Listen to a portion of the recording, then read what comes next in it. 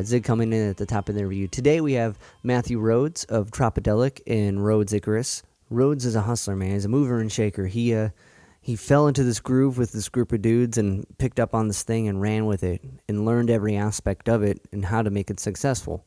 It's one thing to write music, but to learn how to make all the other aspects of it work is an important factor, especially now when you're doing your own thing. If you're doing a podcast, if you're writing a book, the advent of social media puts you in charge of all these different things that you wouldn't have been in charge of before, which is cool because you can control it and you get to express it how you want to.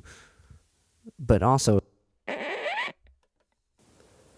all right, friends, before we get into the interview with Rhodes, this was recorded like at the end of December, so it's been kind of sitting around.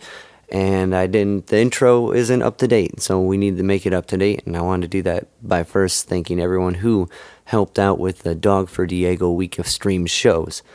I am, my voice is totally gone after screaming at the top of my lungs in different venues from behind a mask to make sure everyone can hear me kind of narrate or direct the streams. And but it's been an amazing week, and it's insane the amount of money we raised within 1 week, which is like $7,580 some dollars. Absurd. And that was all thanks to you guys. And it's going a long way. Diego has been so giddy all week as I'm showing him after each night how the streams went and how the donations came through. And he's like, "Oh, that's a lot of money." And I'm like, "I know, but it is." And he's just so giddy that so many people would do that and care about him. So thank you guys so very, very much for making this happen. I also want to thank individually, before we get into our interview with Rhodes here, Uncle Gnarly, Mad Star, Komet, Big, Jewel Big Green, All's Harvest, Aaron, Sparrow and the Lost Boys, Astral Radio, CLE, Midnight Buford, AJ in the Woods, Grov, Leomar and the Dreamcatchers, Lily A. That's how I remember how to say it. Lily A. Especially Lily A. They donated money out of their pocket, not only their time, but money out of pocket. Apostle Jones and Chris Wild, Terrestrial Brewery, Studio 44, the Winchester, Ben, Jay, Shane from the Winchester, Cindy from the Beachland Ballroom, Terrestrial Brewery, Wags, Sarah and Gwendolyn from Wags for being super cool and being super supportive of this whole madness of an event. Liz Bloom for doing art and hustling that and doing that art fundraiser and making an absurd amount of money with that. And you guys should check out her podcast. We've landed 216. She did an interview with me and Jay, and that was a lot of fun. Now I'm going to bounce back to the past, and this is me talking a little bit about Rhodes more. Sea level and Tropidelic have crossed paths in weird ways, but never in an upfront way. Like RCR Studios, where Trop recorded a majority of their releases, Sea Level has recorded our releases. Also, during the process of that, like, we'll cross paths as in Rhodes being there picking up his files, me coming in the track stuff, me showing up, and then Carrie being like, "Oh, I forgot I booked them today," or me forgetting that he booked them today, one of the two. That happened a few times. But so the behind-the-scenes thing, we've crossed paths a lot, especially with our friend Brandon Hawkins, who we talk about. And so this was a really cool chance to talk in more than just passing, like actually have a conversation. And one thing I really admire about Rhodes is his ability to appreciate a situation for what it is and not take it for granted. We get to talk to him about a bit with the culture of Kent, and I thought that was a really prominent point. This podcast is mixed by Studio 44, Studio 44 CLE. You can reach out to Studio 44 at studio44cle@gmail.com for any of your audio needs. If it's video, streaming, recording, they can make it sound good. Before we get into it, here is a tune off Tropidelic's new record, Of Illusion. All right, Tropidelic, IDWD, Of Illusion, with the Quasi Kings on that track. We're going to jump into this interview. Here's my conversation with Matthew Rhodes. Cool. Sweet, man. Well, I'm good to jump into it if you are. Yeah, let's do it. All right, awesome. So are you always an early riser? Yes. Yes? Unfortunately. Well, there's pros and cons, but when you have to be playing shows till 3 a.m, it's not, there's very little pros to that. Yeah. But even then, do you naturally just wake up at 5 or whatever? Yeah, I mean, not 5, but, like, usually on the road, there's a couple of us that, like, no matter what time we're in bed, it's like 8 a.m., 9 a.m. I mean, so yeah. And when I'm home, it's usually earlier, 7, something. Gotcha. I feel it. Through teaching, my wake up call has been 5. So naturally, like, whenever I get any time to sleep, I usually take it. Yeah. So what do you teach? the music, pre-K to senior high. Oh, do you really? Like, Yeah. like at a school? Yep. At a charter school, I teach an adapted course. Oh, no shit. Yeah, What's the charter school? It's called well, hold on.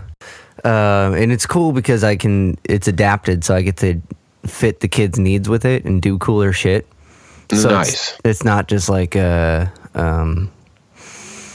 typical academic lesson. It's that, but I can change it to make it more fun. Yeah, that's a blast. That's my traditional music education pretty much ended when I was like to my guitar teacher, "Hey, I just want to learn how to play Nirvana songs." And then it was just like all downhill from there. I just left theory and everything else, and I feel it. yeah, that's cool. You're able to cater to whatever they kind of need or want. Well, that makes it fun, Yeah, like right. if not, it's dry, and you're like, so it's fun to try to make the boring stuff fun, because when you know it, it's sweet and you can do a bunch of cool stuff with it.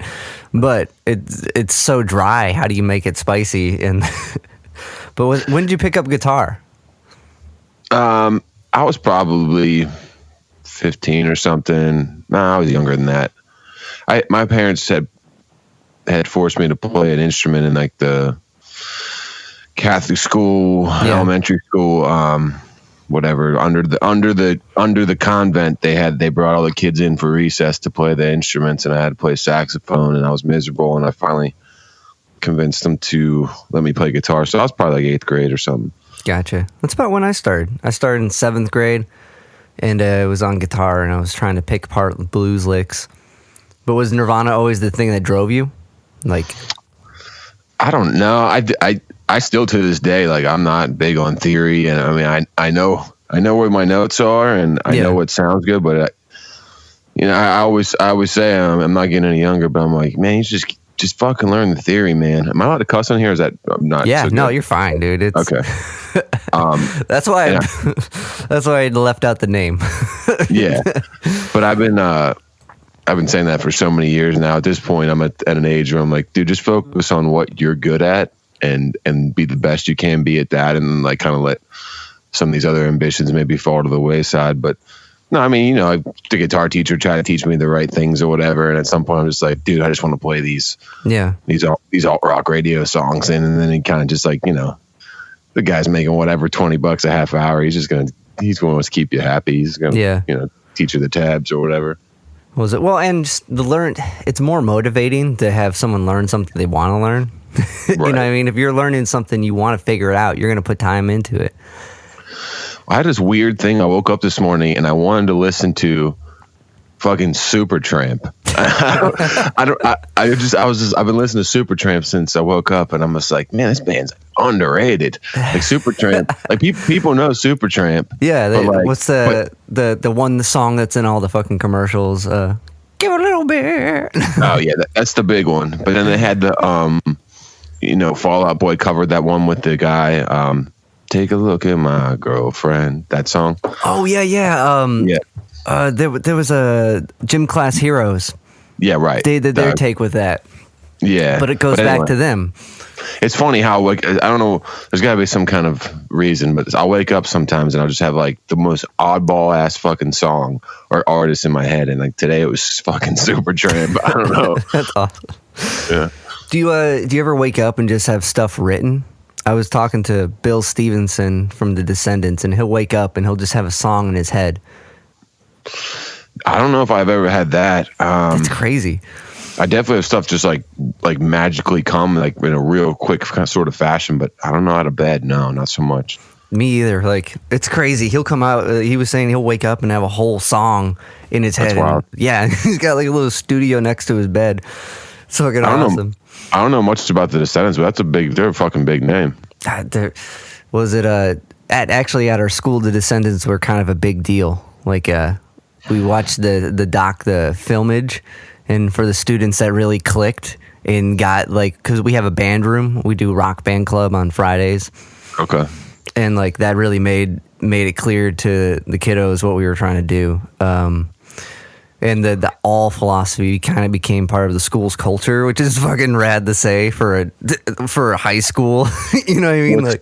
What's the all philosophy? All the putting your all in, going all for greatness. It's kind of like the punk rock bands. They kind of had like Bad Brains with PMA. You know what I mean? Like they each kind of had their thing. With the Descendants, it was all and going for all, and they got a whole song where they list the commandments of all and stuff. And that sum it up is pretty much putting everything in and going all in for whatever it is you want to do.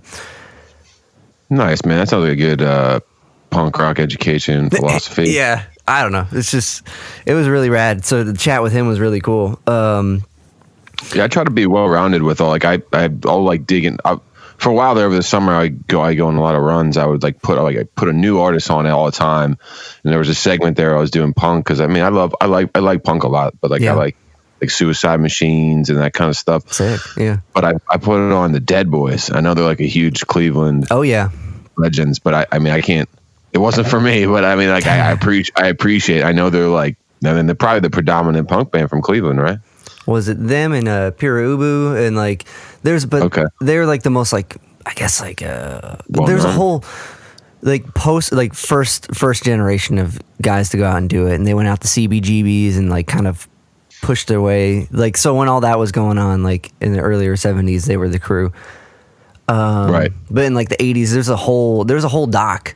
I haven't wrangled it up yet. I can't remember the name of it, but Dead Federation. There was like a lot of like 80s punk bands, so there's a huge scene of it. But the Dead Boys were some of the early pushers. Right. That's awesome. I think that it's super important to stay well rounded and stay like open to hearing things and actively trying to be inspired by stuff you can find and people you can talk to and like especially genres you're not into, the force yourself to listen to it and hear something because there's something that appeals to people here, and why don't I get it? I admire that. That's awesome. Yeah, people ask all the time like, so what do you like? What are you listening to? Like expecting to hear like like I listen to friggin' Bob Marley every day or something.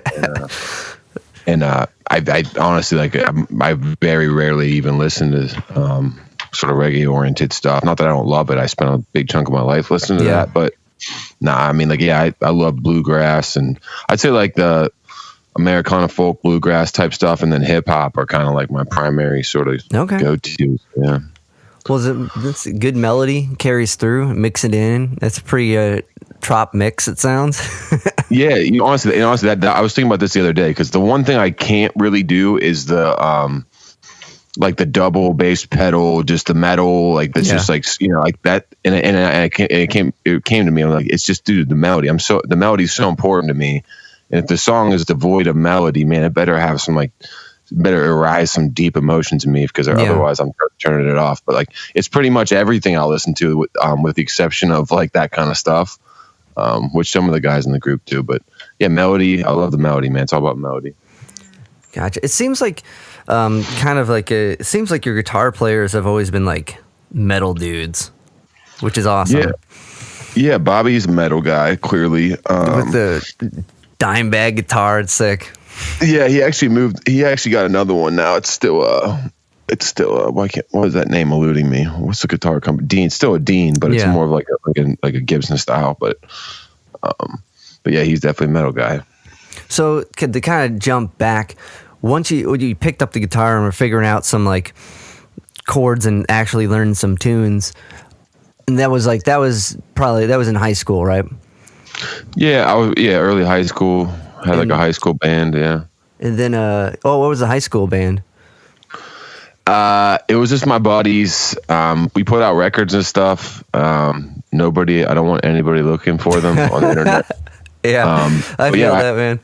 Before even Tropidelic, I probably had like 40, 50 songs like that were, recorded and written. But yeah, it was like pop rockish stuff. Yeah.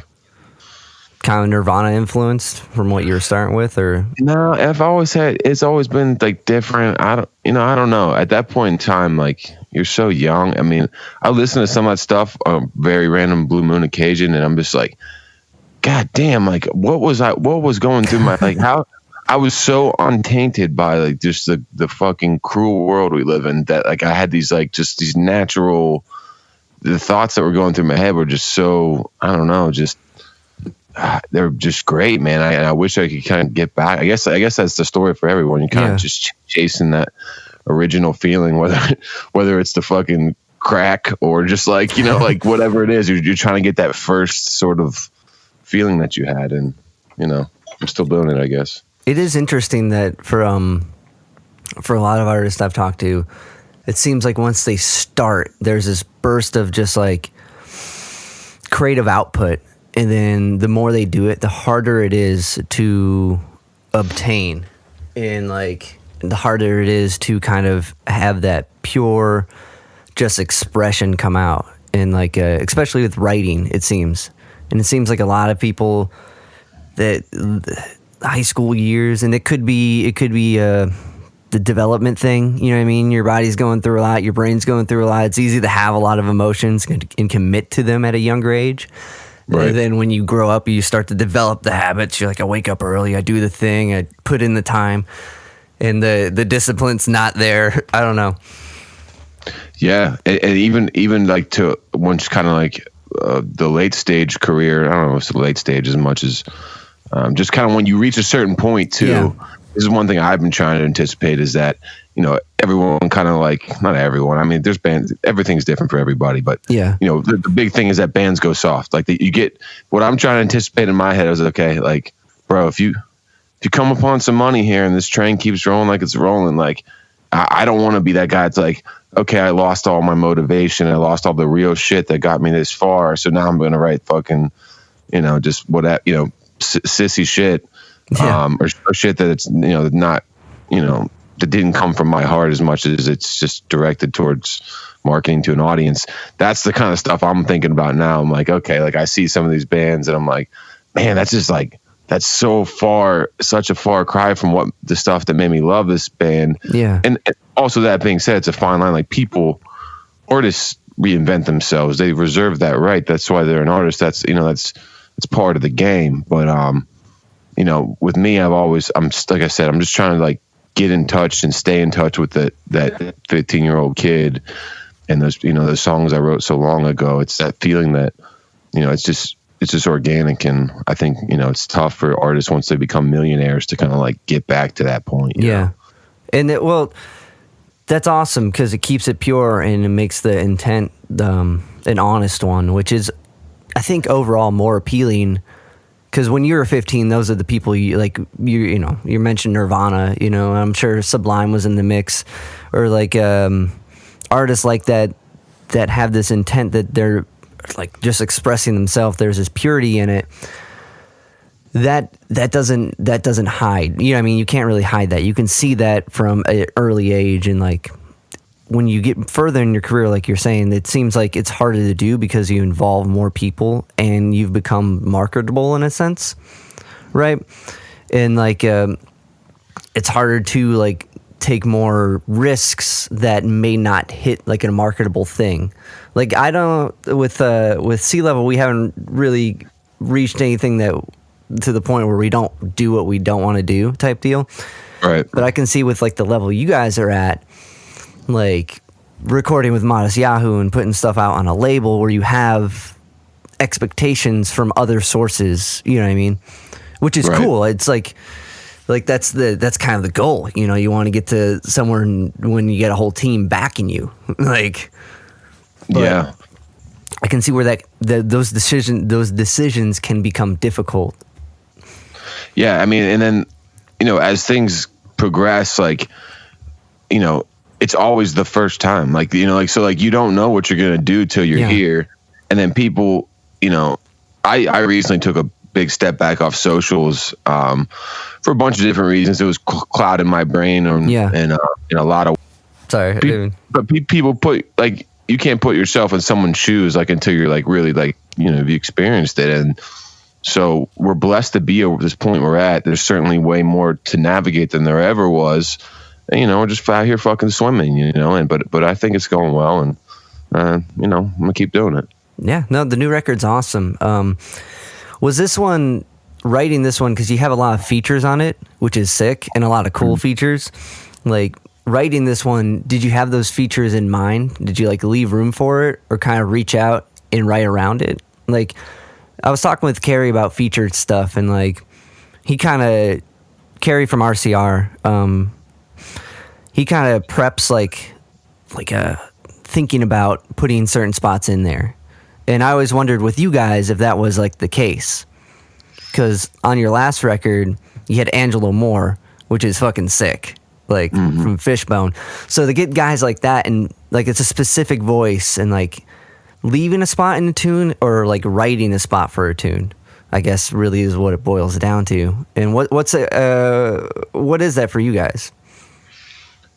I guess there's been a few where I wouldn't say we, like, ever really wrote a tune around, like, who might be a good feature, but there's been points where, like, super early on, I'm like, oh dude, this guy would sound the Icarus song with Wookie Foot. I think that pretty quickly. I was like, dude, Mark would sound like so cool on this. And then there's other times where we kind of, like, Sunny Days, we were, like, sitting there just, like, kept the verse open, and we're like, dude, who would be good on this? And there was quite a bit of discussion. And then James actually brought up, like, Devin the Dude. I'm like, Devin the Dude, that'd be fucking sick. And it worked out. But, like, yeah, so I'd say a little bit of both. We tend to just kind of, like, leave a verse open, I guess, for the most part, and, like, then kind of have some conversations about who might be good. Gotcha. That makes sense. So the game too, with, like, the playlisting and everything else too, like, leveraging featured artists is so important. So, like, some of the, there's records where we had no features, and then these last few have been heavy. I mean, it's definitely deliberate. I'm not gonna lie. It's how you kind of grow, especially from an online kind of streaming perspective. So, there's quite a few on that last one. Yeah.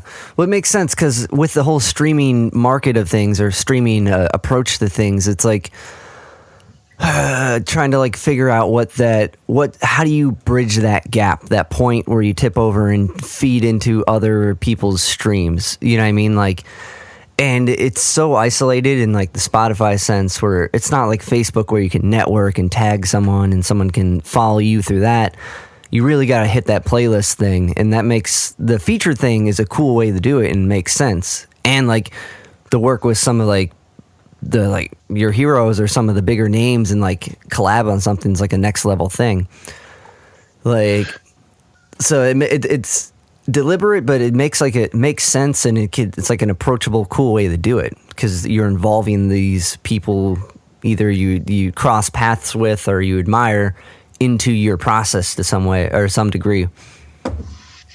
Yeah, like, if you had all the, it's hard. It's so hard. I mean, just like anything else, anybody else, any other job, but, like, looking, like, if you had told my 20-year-old self that you'd be on songs with these big, like, there's just no way, like, but now here I am. I'm like, like, yeah. So, but it's wild how it works, and I really take time to appreciate it, but it's super awesome to have been able to collaborate with these people. And again, though, it is, like, kind of just how things, at least in, based on our direction in our corner of this whole thing, this is kind of the way it works, and you grow. That, like, the idea that it's possible to reach out to some of these groups become more possible as you shared bills with them, you know what I mean? Or as the records, like, grew more in reach and like with like being on a label, did these options start to become more realistic? Was it like the like growth of the as a band or growth god damn, I can't talk this early. growth as a band, or as like kind of as a business unit on the end of it? Both, I'd say. I mean, yeah. You know, everyone's got a dollar amount to do any sort of thing is my philosophy, but Gotcha. but you know, some of these things obviously people had to be. Sorry, my alarm's going off. This is what time I should have slept till. But you know, a lot of the ones we had were just favors, and that doesn't come from, you know, just, hey, this random band I never heard of. Like, you have to have a name people know, and if you shake some hands with some of these guys, that obviously really helps too. I mean, yeah, personal relationships, I like to think, are still the most important thing. But then the label leverage too, like this Ineffable has been a great partner to work with on the last few releases, and you know, they coordinate a lot of that stuff. I'm stoked to be at a point where a lot of this kind of stuff is off my plate, where, you know, for years it was just kind of all my shoulders, and now we got, you know, management and booking and label, and so a lot of that stuff gets coordinated with them, and, you know, I'm in the conversations I need to be in, and that's about it. That's awesome, because that's such a huge thing on your end to handle all of it. Like I was talking to either Brandon or Carrie years ago, and like they were like, I forget what we chanced upon a Tropidelic conversation, and like they were saying how you drove the ship on all of that, and like to lead the group, record the music, you know what I mean, to write it and put it all together is enough on its own. But to book the thing and to be in contact with the venue and trying to, because when you first start reaching out and trying to get out of town dates, it's like impossible. And as soon as you meet somebody and do that personal connection, like you're saying, it's way more doable. And they're like, oh, that's fine. Even if a gig's not good, they're cool. Yeah, that's a part of it. I think, like, I can't, you know, I have no complaints. In fact, I was listening to Turn the Page the other day. I think the Metallica version, which I'm not the biggest fan, but I'm like, and there's been different situations where I'm like that song, he's complaining in that song about being a rock star. Yeah. But like, I empathize for sure. Like, but those early stages that you referenced were like so fucking brutal. Yeah. Like I was just thinking yesterday, how many times are you like, I cannot fucking do this anymore. This is like killing me inside. What am I doing with my life? And it's no coincidence. Those usually occur in fucking a blizzard in Missouri or on broke down in California. Like, you know, like, it's the worst of the worst kind of stuff. But I was thinking, like, even before like those kind of serious life questions, just breaking out of like our little area, like, back, it's been a long time, but back then I used to do the booking and all that stuff, and like how hard it is to give people, or to have people give you an opportunity, and then you got to leverage just a little bit more and leverage just a little bit more and a little bit more. And it's like that stage before you have any representation is so freaking difficult, that if you made it to the other side of that, you're already in like just a tiny percentage of, you know, bands overall. I mean, God knows fucking how many thousands and thousands of bands in the US or worldwide, but you've already made it into like a tiny percentile if you can get like solid representation. Because for most of us that aren't the lucky ones, that means you've earned it. Like you have numbers somewhere, someone sees you as an opportunity to make a little money for themselves. And that's really, honestly, that's what it's about. Especially, that's what I tell bands too, is like, well, how do I do this and how do I do this? I'm like, dude, unfortunately, this is like everything else. Like you're only worth what a dollar amount or a head count. Like that's unfortunately the reality. So unless you're like that 1% band in Southern Illinois that gets picked up out of their hometown, never toured by Capitol or something, like, which is like everyone, you're a fool to bank on that chance. But a lot of people do it, you know, like, oh, I'm so serious about my band, but I never leave my hometown, or I play 10 shows a year. Like, it's nice to dream, but it's probably not going to work out like that, you know, like, but we're just blessed, man. It's been a long, hard road, and not that we're anything special, but it's just, I'm glad we made it through it, and I'm pretty happy with the way my life's gone so far. It's definitely the perseverance will pan out to success if you can manage to be in that spot where you're like how you're saying, an outlier of all these other bands trying to do it. When you take the extra 6 steps to be in that spot and go through that, to be the road dog and to like take on all the shit, managing through it, but that definitely puts like puts it into perspective how much of an uphill battle it is. And like, even though you know you're plowing through it, that's what it is. It's just the getting through it bit and learning all those parts on your own end. So when it comes down to someone else running it, like in your sitch now, it's like you know that game, or you know how that works. You know how they're doing their gig. All right, I don't need to worry about it. Part of it, I imagine, too, is learning how to do it and then find someone else to do it. Yeah. Hopefully find someone else to do it. Right. It's like a million other things in life. I mean, it's all the same, but like there's stuff where I'm like, dude, if I just listened to what this person told me, I could have skipped like 5 steps, you know, but you're young and you're like, you don't want to hear that shit, you know? Yeah, like, definitely. But, you know, you kind of, you grow to the biggest fish in your pond, then you jump into the next pond. You're a tiny motherfucking tadpole. And then you got to fucking grow and grow and grow. And then you jump into the next pond. So, but there's really like, unless you're the biggest axe in the world, like you're always going to be a small fish in a pond somewhere, you know? Yeah. Like, so you got to be humble and you got to remember the sort of things and just keep pushing. And it's kind of like that underdogs. It's you can get kind of, I don't know. That has to be for some bands, at least listening like interviews. That kind of uphill battle, that underdog mentality is like this inspiring thing to be in. And once it gets to a spot where they can't be in that spot, the band almost it's not as exciting or pure to them when it's not like they're pushing to kind of conquer the world type deal. That's kind of what we talked about before too. That makes sense. And honestly, the part of it I almost brought it up before is that one thing that kind of solidifies our underdog position is being in fucking Cleveland, dude. Yeah, like we're playing this kind of genre of music that if people like knew we were from Cleveland, they'd be like, "What the fuck," you know? Yeah. So, I love Cleveland. I bought a house here within the last year, but nice. I don't want to say I want to spend my rest of my life here, but dude, this is a tough place to live. I mean, just generally speaking, you know, like, yeah. And then to make some kind of music like we're making out of here, it's like, dude, who are these guys? What is this? And where are they coming? You know, like it's such a different thing that people are expecting, but I think it also helps kind of like keep us grounded and keep us hungry. And I don't know, I'm a big proponent of like, you live up here in these harsher climates, like you got to be tough, and you know, and I think that's helped us out.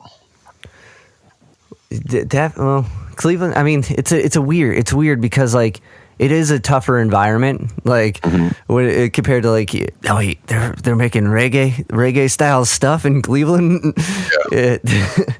But like I think the music scene in Cleveland is really a special thing, and like especially with like all this shit that's gone down, like with the pandemic and everything, the Northeast Ohio thing, like music scene has been super tight and super supportive of one another and multiple causes. And like my friend Michelle Gall, she started this virtual showcase thing, and like it ended up blowing up. It was a Zoom meeting you would log into and you'd donate $5 and it would all go to the artist. And like there'd be some shows where they'd make like $600.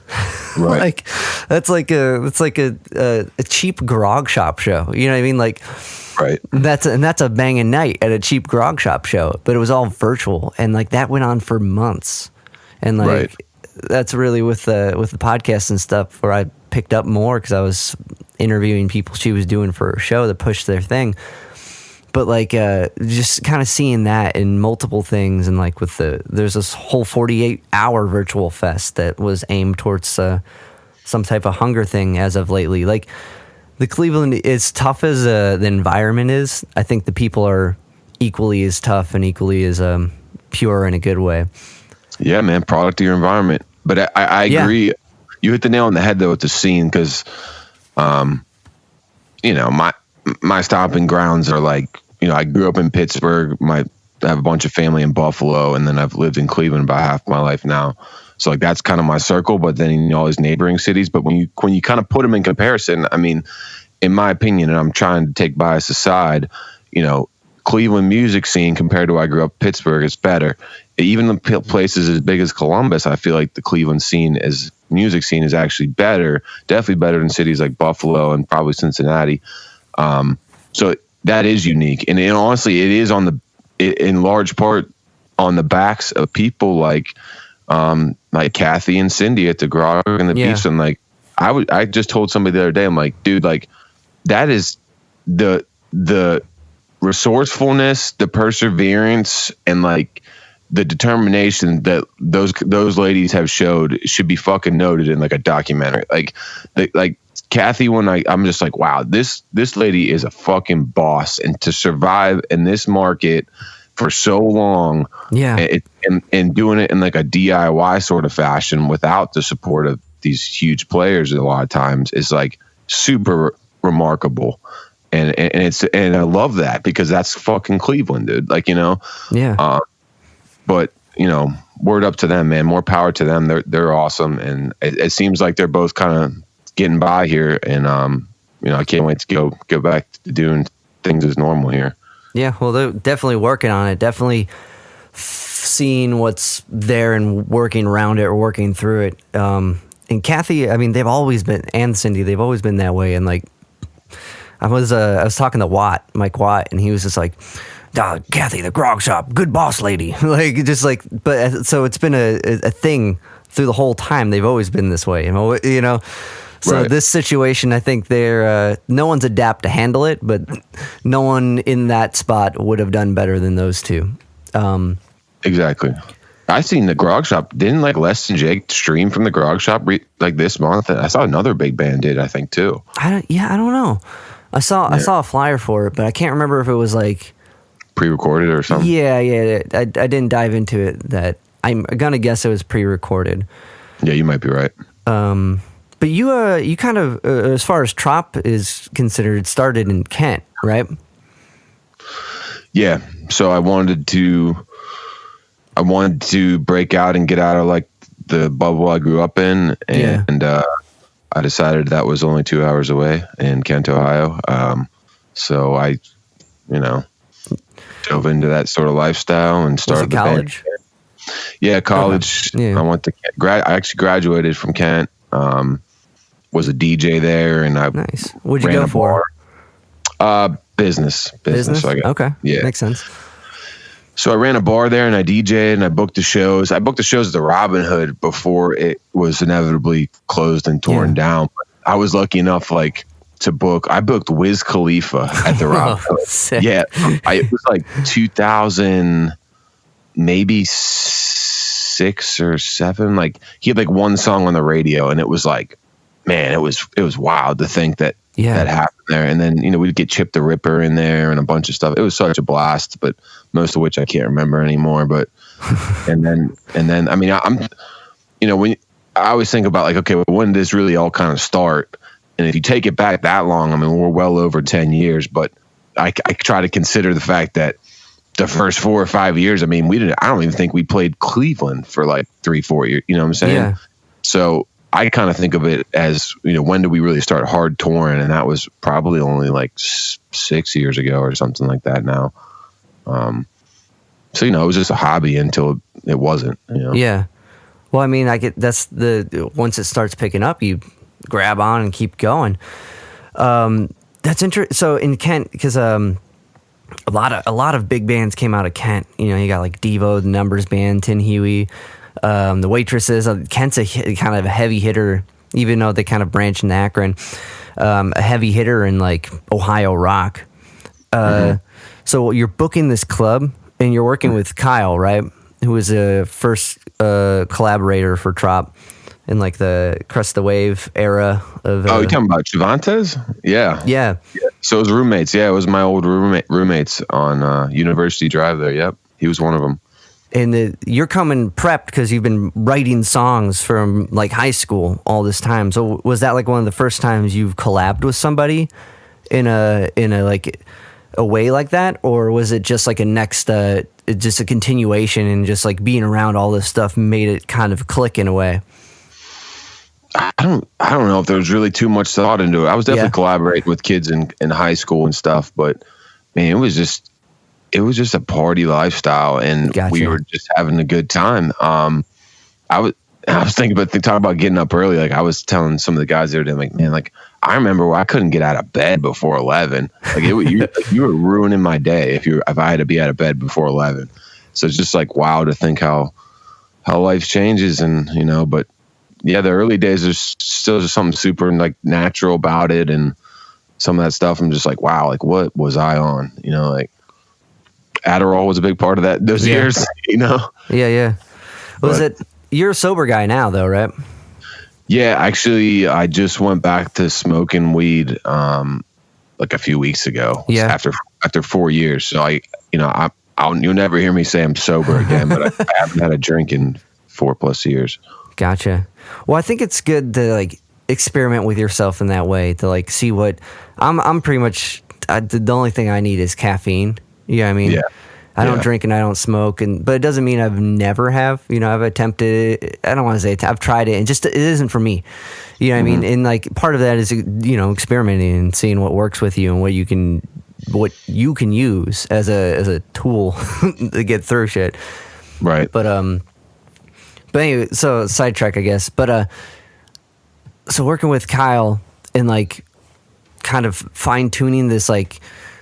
This weird mix of reggae and hip hop, is that like I don't know, is that what came out of this party vibe? Is this weird blend of people and experiences and trying new substances just like within the music, or was it, you know what I mean, like, or like I don't know what your music was like before, so it's kind of hard to like gauge what a good comparison question would be.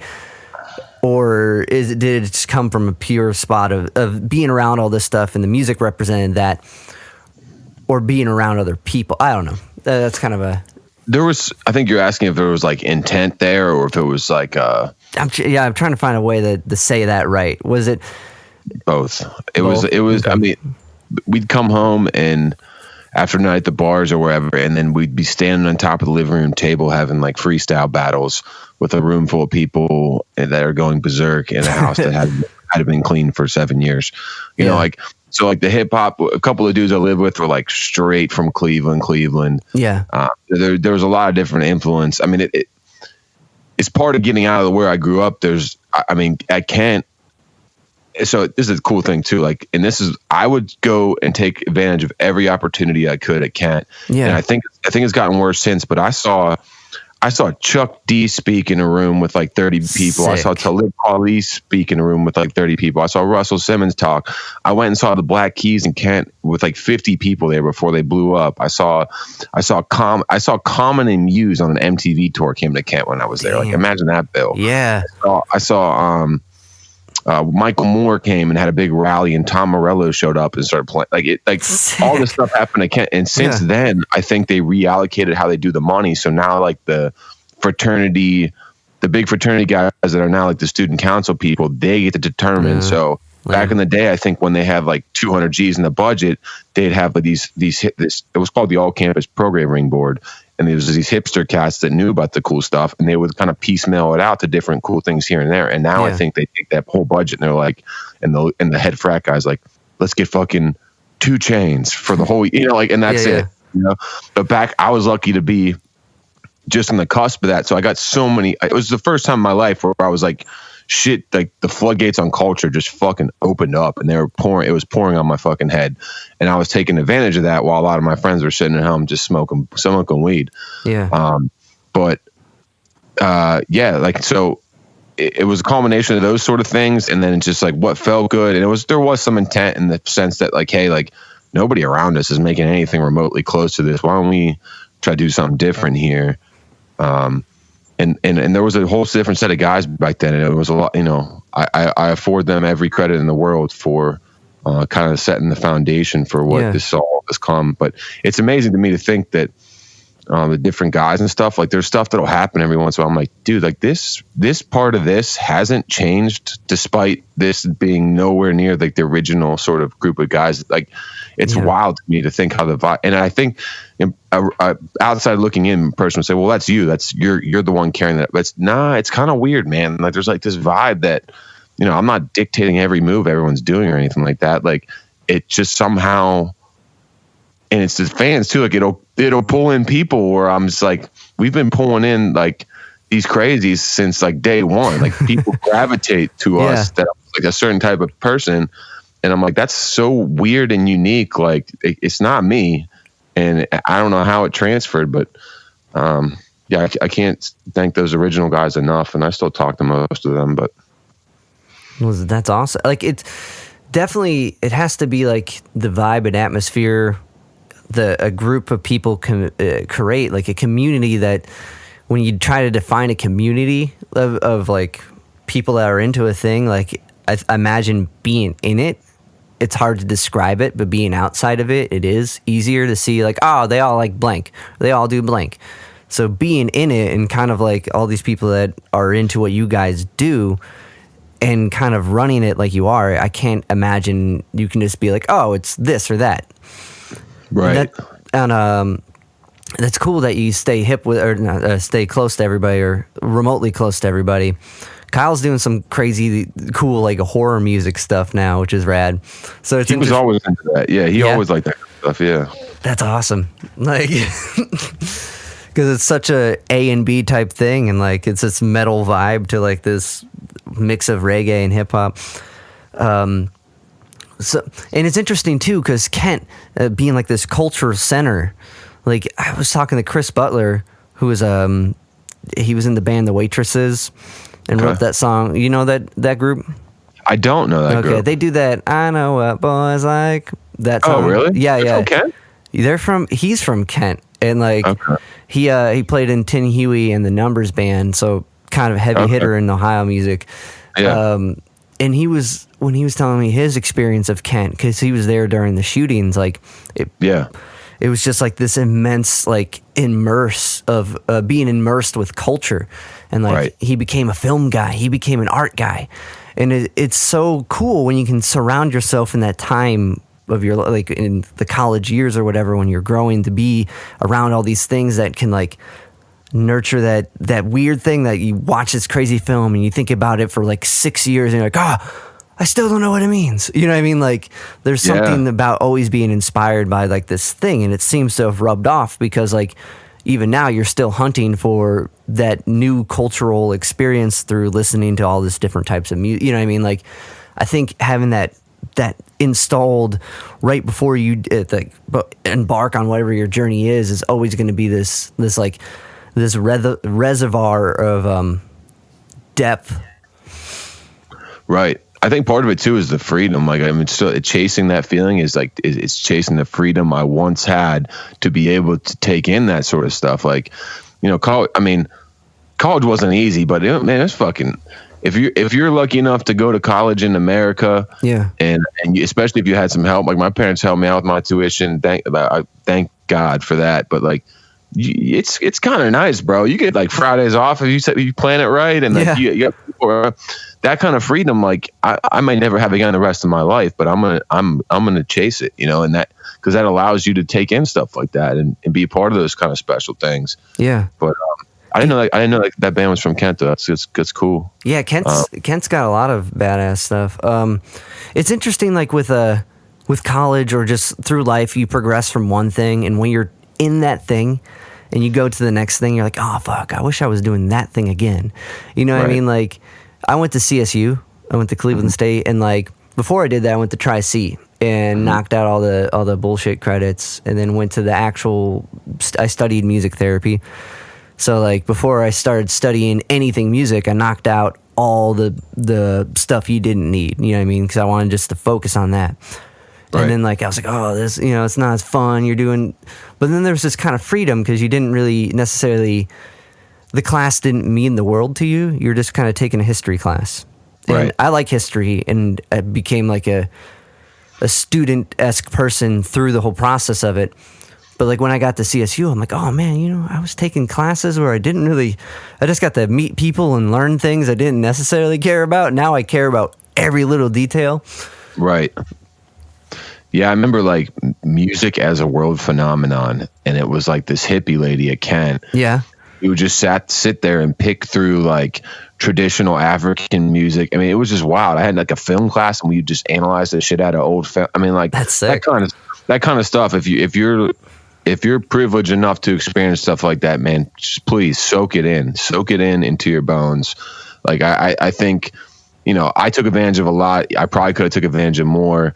I mean, I guess a lot of my buddies and some people that go like they don't ever realize what they could have done, you know, could have maximized. But I'm glad I did what I did. But man, just I've been blessed in life, and I'm super blessed to have, you know, been through those days and those experiences. I think it's super important to acknowledge it and say it like you are. Yeah. When did Matthew Icarus? When did the solo thing start to arise out of the Trop thing? Was this just a way to get rid of tunes? Not get rid of, but put out tunes that necessarily didn't fit the band, or during downtime to keep keep in a creative state? Yeah. So like Rose Icarus, the side project, was basically just that. It actually kind of started like I coined the name like back in Kent days. There was a while there before Tropidelic where I thought I was going to be a rapper. That was my thing. Yeah. I was in the dorms. I had like a little setup. I had a setup in my dorm, so I had like a 48 key keyboard in there, and I was doing cakewalk and like bringing in random people I meet at the cafeteria to rap on stuff. That's it. They took, I think it was my first time ever in Cleveland. They took me, I was rapping. I had a few songs I produced with a couple of these dudes, and they took me up to, I couldn't tell you what the name of it was, but it was a club in the Flats to like do a show. Pat's in the Flats? No. Okay. I know Pat. That's pretty fun. This was, it was like Heaven and Earth nightclub or something like years ago on one of those sides. And then, we went there like a Wednesday night, and I rapped like 2 songs, and there was like 7 people there. But that was performed under Rhodes like back then, and then kind of just like, you know, Trop was my everything. And then recently, within the last couple of years, I'm like, you know what? Like I want to start like putting out some couple things on the side when I have time that may not really fit with the Trop stuff. So I mean, it'll still Trop's will be my main priority. Just maybe once in a while I'll put out some stuff on there. There's an outlet. Now the Icarus myth, did that feed into like? How deep does that resonate with you? Like, or is it like, I mean, that sounds like a stupid question, like, but the idea of getting too close or getting that close I was thinking, what angle of that are you coming from? You know what I mean? I'm still thinking about it, bro. I don't think that's been brought up a few times to me from different people. Yeah. And actually on that song, Icarus, Mark at Wookiefoot brought it up. In a depth that I've never considered it, and I'm like, bro, like I don't. you're making me think too hard about this. And it was healthy. It was healthy for me to think that, but I don't have a definitive answer. I've always just been kind of. I love the way it rolls, and I've always kind of liked the story. Yeah. I just like the way it rolled off the tongue. In music, I've always been like I'm all about the melody. So no matter like, even if the lyrics are fucking just nonsense, like it's more about like, okay, how does this feel to me, you know? Like Keita's doing all the jibber jabber shit, like, you know, like so I never thought too deep about that one, and maybe I should think more about it, but I don't have an answer. I don't have a firm answer. That's almost, I mean, it makes it more open to redefining it in a way, like, because that's by itself, it's a name that invokes thought. You know what I mean? Right. You're like, oh, this guy, he's diving into some Greek stuff. What's going on here? And it makes it's cool because it invokes that, and you know, can bring that up for yourself and for the listener. Now, when did Holly Beck, as far as some of your solo stuff, become a thing? Holly Surf Beck. video? I'm not sure who Holly Beck is. Was it? I guess one of your tunes was featured in a surf video. Oh, a surf video. You know what? That sounds really familiar now. What'd you do? You did some weird back alley research on that. Was that like was that like 10 plus years ago? That was like, I don't got a date on it. I just got a name. You know what? I think that I got a vague recollection of that. I think a Pro Surfer put one of our songs in her video. That was like super. I haven't thought about that in like 10 plus years for sure. But I have no idea. I mean, I do remember what you're talking about now, but sick. Because I mean, I don't know. When I first became aware of your music, it was the Cleveland Styley tune. Yeah, like that's when Tropidelic became, and your music became that's when in my life I was like aware of it. I'm like, oh, Styley, they're referring to Sublime. I like these guys. Yeah, and like that was probably around then, and I can't remember. The Holly Beck thing fell into it, but I think Holly Beck was before that. I think that was like, because there was like a first and a second lineup of guys, and then I can kind of consider the current one like the third. Yeah. The second one was the Eerie Vibes record with Cleveland Styley and stuff. Yeah. And they played that on the 88.9. Shout out to 88.9 too. They still play a lot of Trop, but I think that kind of really helped that song on that radio station. A lot of people picked up on it. Was it? So it's interesting because like I don't know, like the branch of that, did that lead to like with these early form? Oh, I guess a better way to put it is like, how did the Cleveland music scene like the Cleveland Styley, I guess, like affect that early conglomeration of guys in the band? Like how much of like different parts of the music scene fed into like, because everyone would be coming with their own thing. Like you got a metal guitar player, you got a blank drummer, you got a blank, you know what I mean? Like how much of that was like kind of from around, like, oh, it'd be sweet, let's get that funk guy, let's get that guy on bass, you know what I mean? Yeah. The band, as far as the members go, it was never really like, I mean, early on it was, hey, posting on friggin' Craigslist or whatever. But it was never so much like, let's find this guy that can like play this kind of stuff. It was like, who's fucking down here, bro? Like, the current guys, like there's pictures of some of the current guys at Trop shows, like in the front row, like from, before they were in the band. Like it was more about like who, because, and I still say this, and it's eased up over time, but still very true. Musicianship's important to a degree, but what's most important is who is fucking dedicated. Who, when we have those gut churning moments, who's going to survive those and not catch a flight back to Cleveland? Like that's what it's always been. As far as where I was at and how Cleveland ties into that time frame, I moved to Cleveland in 2009. I knew, like, despite all my great times at Ken and knowing a lot of people down there, like I didn't know anybody. And I moved into Tremont in the small apartment that was haunted with a church in the backyard that was dilapidated and completely surrounded by houses, and a neighborhood full of stray cats and weird people and crime. And then we were rehearsing at Rock and Roll City over there. Okay. So and I was experiencing like living in an urban area for the first time. I was going on. I'd go on jogs, and I'd take my pocket knife and I'd jog into Clark Fulton. And in fact, I'd jog right past the Ariel Castro house prior to them finding the girls and everything. And it was just like this crazy, and I wasn't handling it in a healthy way either. But let me preface it by saying that, like, this was all, I'm like diving into the vices head first in this new place where I know very little people. And then like that, and we were making that record in an attic off Clifton on 17th and Lakewood. Yeah. So it was very Cleveland in that sort of sense. And everyone's haunted their own stories. What? Yeah. So it was one of those big row houses that had like a unit on the front and back of the top floor and the front and the back of the bottom floor. Yeah. And there was an old guy that owned the house that lived on the first floor. And I remember when I first moved there, and I've always been kind of like, the ghost shit is always like, since I was a child, I've always been like, kind of, it's been a real thing for me.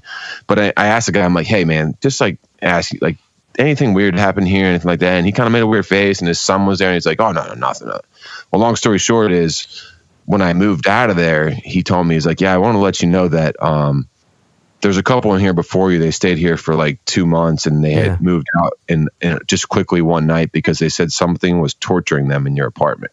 What? And I'm like, get the hell out of here. Thankfully, I was so drunk and drugged up that I never had an experience. But there was a church in the backyard that was completely surrounded by homes now, and there's a bunch of neighborhood cats living there. And then like there was on the first floor of this apartment, I shared a hallway with this downstairs apartment, and there was a woman.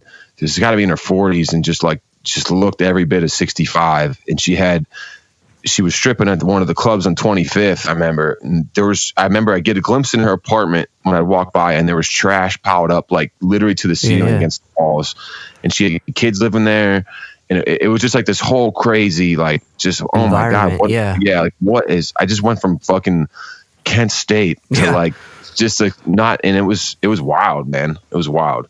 A to B, fuck yeah, So that. Damn, that's crazy. That's always like one of my fears is like getting a spot and it's haunted. Like, oh, come on. I just got the spot and now I can't even do stuff here. Yeah. So who knows if it was or wasn't? I didn't experience anything, but somebody did. Well, I get lucked out with it. Like, and I don't know, maybe more factors of that environment were alarming to that couple that was living there before that made the home environment resonate in a shittier way.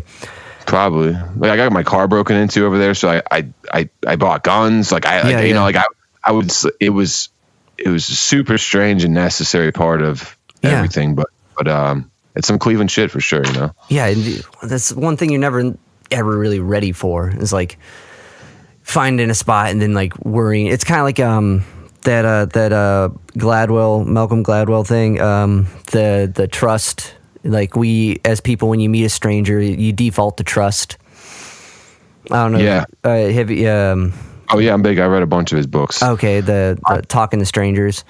Yeah, I defer to the Blink thing though, like the first impression. Like, I kind of got a weird vibe right away, and I asked him, and he was like, "No." I'm like, "Oh, he says no," you know, like. Yeah, that's an interesting read. The idea of like putting psychology and like sociology and like almost like a business aspect into like one like type of not easy to read, but one well-rounded package of a book, and that's interesting because there's not too many books on that, like, or I bet there is, but I haven't found them. But like on that gut feeling thing, right? Like that Blink is those three concepts in there are pretty. I don't know. It's a good read.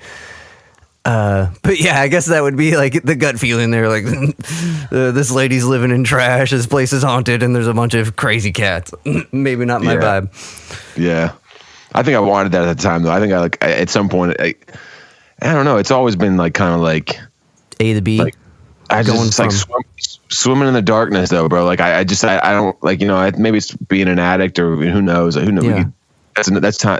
That's for another time. Probably dive. But like I was like, okay, like I like this, you know. And if I was a pussy, I'd have been out of there the second, you know. Yeah. Not to say that I was fucking enduring some like a hood lifestyle or anything, or like, you know, whatever, but it wasn't like in kind of stress-free sort of situation. It was weird. Well, it's weird. It's like going from like how you're saying like this kind of protected spot of Kent, you know what I mean, this little bubble of culture to like this real bubble of culture. To B really quick. And I don't know, if you're going through stuff like that, it's like, I deserve to do this because I did that type deal, you know? Right. Kind of shift gears completely, because I know it's getting to be like probably time for you to hit the road. Are you hitting up family? Is that why you're going to PA? I'm doing I'm doing like a gift delivery, but basically like in the driveway. Gotcha. It's a weird year, man. It's weird. You guys have persevered though, as far as like a band, being able to play some of these shows, and like, because you did a lot in Florida, right? Yeah, we just did limited numbers and stuff. Yeah, we just did 2 weeks in Florida, and we really tried our best to stay ahead of like this ever changing curve, and we were like one of the first bands to jump on like the streaming, and then or at least within our circle, and then the drive-in shows, and then we jumped on. We probably did like 30 or 40 kind of backyard parties over the summer. Yeah. So we've been doing good, and for real, I'm thankful for that. Some of the even just the number of 30 shows, you know what I mean? Like I was talking to some of the guys that I know who play for a living just in the local scene, and they're like, yeah, maybe 2 gigs a month, and like my like local bar gig thing went down to even less than that. So that's super incredible to maintain like that, and to put out a record and be able to push it like you guys are, which kind of the Cali song on that record I wanted to ask about, and this may fall into like the situation you were in before, like this idea of like manifesting to the West type deal. Has that always been like a weird like thing that people have been like, to make it you have to go out to California? Yeah, I don't know where that all came from, but it's definitely what we've been hearing for years and years. I mean, to a degree, it might be true. I don't know. I'll let you know when I figure it out. But it's definitely like, if you're playing like this reggae rock stuff, like it definitely sort of started in California. Yeah, but that's not this. I mean, in my opinion, we've already proved a lot of those people wrong to a degree with what we're doing. I mean, I hear a lot, like I've heard a lot from people above my head, like, dude, it's just like, to be in Cleveland and do like the numbers you guys do and do what you guys are doing is like really something like unique, like, for this kind of sound. Definitely. So I don't know. I'm not that guy that's like, Cali, bro, let's get out there. It's not me. Like I like it out here, and but to a degree, I mean, you'd find a lot of people that would say that for sure. Well, that's just kind of the tone of the song. Seems like that's what people are saying within the song, like to go make it, to do the next thing, you gotta embrace that manifest destiny type of. It's weird that never left American culture going west. And I guess to wrap it up, man, because we've been going at it for a minute. My last question would be like Brandon Hawkins.